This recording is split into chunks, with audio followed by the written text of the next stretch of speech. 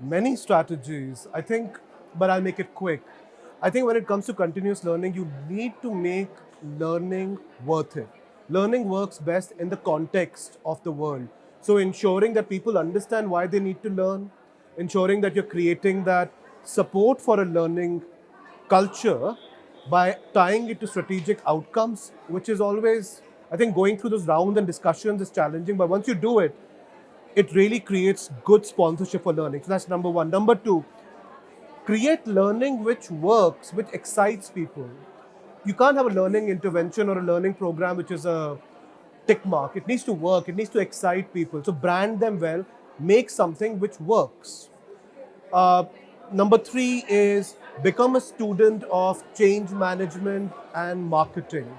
See, because you're competing for people's time and attention, right? So you need to ensure that when you're creating learning opportunities or a learning ecosystem which is strong and effective, do your people know about it? Are they able to access it well? Are you ensuring that they see it as desirable? So gamify the learning ecosystem. What is the impact? In KPMG, learning continues to be among the top factors in a yearly employee engagement scores. And it's been for, I think, 6 consecutive years now. So people are clearly enjoying what they're seeing.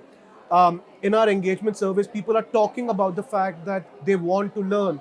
So clearly, we have set up, I think, and I'm happy to say, a good cycle of learning. When I look at skills, I need to keep, as a CLO, I need to keep a watch on skills which are here and now.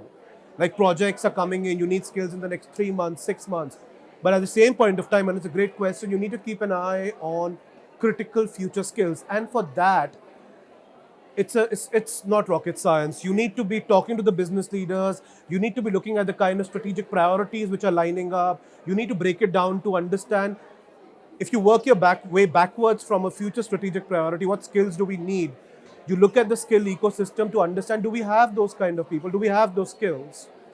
And ensure, and this is very important, that you're not sitting in an isolated glass tower. You're talking to the people who are dealing with the clients at senior levels, middle and junior, to ensure that you are then understanding which way is the world turning. What do we need? Technology is some of the coolest stuff which is happening in learning is tech, okay?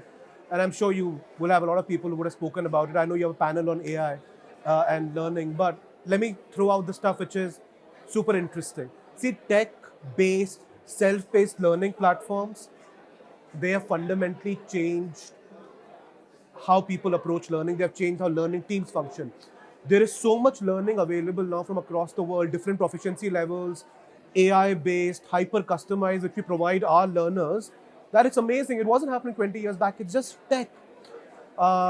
This entire thing around understanding you and then pushing hyper-personalized learning suggestions, super exciting. Using online platforms to ensure that you don't need to be in the same physical location. It was a game changer in COVID. But learning is still, I mean, tech is so evolving so quickly in learning, right? I'm very excited about learner analytics because the more tech catches up, the more data we have. All of this data, now imagine churning it. The kind of learner insight you get about learner habits and that feeding into your learning strategy, game changer. And the last thing, which is a personal favorite for me, I think once you get to AI based non human coaching, then coaching will be offered on scale. Okay? So now imagine that you can learn whatever you want, and now to drive application, you have this AI based non human coach. It might not be as good as a human coach, but it could massively accelerate application. So exciting stuff. Different ways. So see, there are strategic metrics. Like for example, what were the average learning hours you clocked? Like last year, we clocked, if I remember correctly, 79 average learning hours per staff member. That's fantastic. So that's one metric. How are you doing on the employee engagement survey? These are good climactic indicators. Then what we do is that we look at effectiveness measures which are specific to interventions. For example, we run these new leader journeys for a new AMs, managers, associate directors, partners. We are constantly looking at what is the learner's feedback on, are they doing better on the target skills at the end of these journeys. So we just don't take end of the journey feedback or the end of the day feedback. We also look at, are you feeling smarter, better, more equipped? In certain interventions, we'll do that, and we'll also take performance manager feedback. In certain interventions, we look at the learning cycle, right? So if someone was taking 9 months to go up a learning curve to proficiency levels, in one intervention, we cut it down by 4 months, I think. So that's we cut it down by 4 months. That's 4 months of saving.